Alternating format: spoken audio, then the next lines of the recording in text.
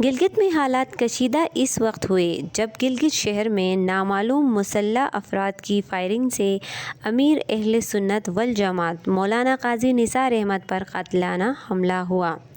شہر میں مذہبی جماعت کے رہنما اور ایک جج پر ہونے والے 2 علیحدہ حملوں کے بعد فضا میں خوف و ہراس پھیل گیا۔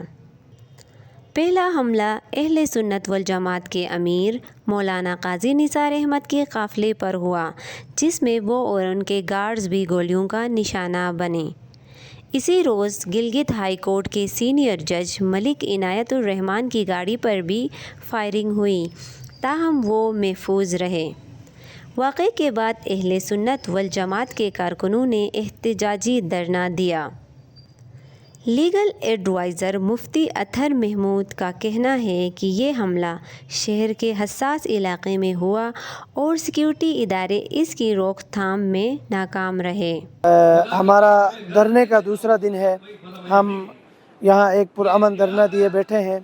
اس کی وجہ یہ ہے کہ 5 اکتوبر 2025 کو کوئی 10:05 پر حضرت قائد محترم حضرت مولانا قاضی نثار احمد صاحب پر ایک قاتلانہ حملہ ہوا۔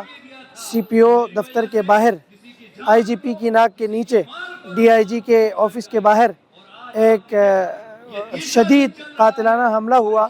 اللہ رب العزت کا شکر ہے حضرت قائد محترم بالکل محفوظ رہے اور پولیس سکواڈ نے بڑی ہمت کا، جرأت کا، شجاعت کا ثبوت دیا اور دہشت گردوں کو، ان بدقماشوں کو منہ توڑ جواب دیا، جس سے 2-4 زخمی بھی ہوئے۔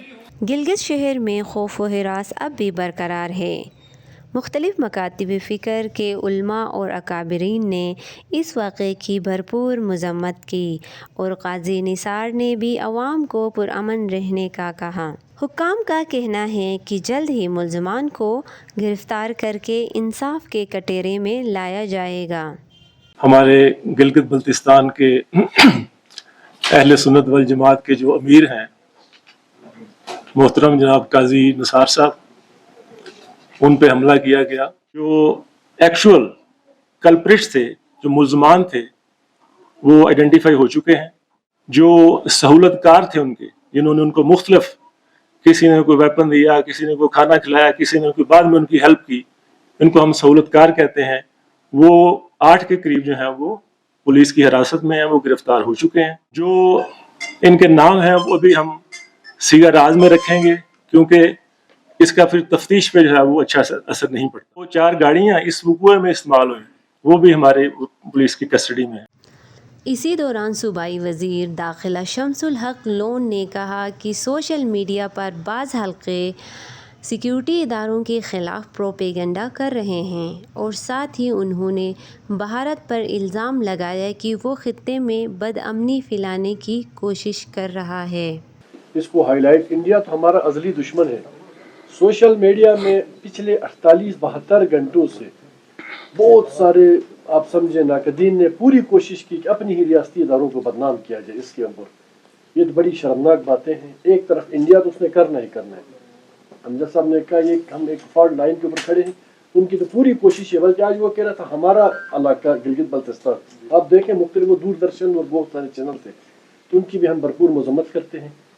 سی ایم صاحب نے کلیئرلی کہا کہ جو ملزمان ہیں یا مجرمان ہیں وہ لوکل ہی ہیں، اور اس سے ہٹ کے اس لڑکے کا میں اس کو خراج تحسین پیش کرتا ہوں جس نے نگر کالونی کا تھا یا وہاں کا رہائشی تھا، جو بھی تھا، اہل تشہیر لڑکا تھا، اس نے قاضی صاحب کو سب سے پہلے ریسکیو کیا، مدرسے تک پہنچایا، اور ادھر ابھی ہاسپٹل جا کے قاضی صاحب کا اس نے ہاتھ بھی چوما۔ voicepk.net کے ساتھ گلگت بلتستان سے میں ہوں شیرین کریم۔ آپ کی خبر، آپ کی آواز، voicepk.net۔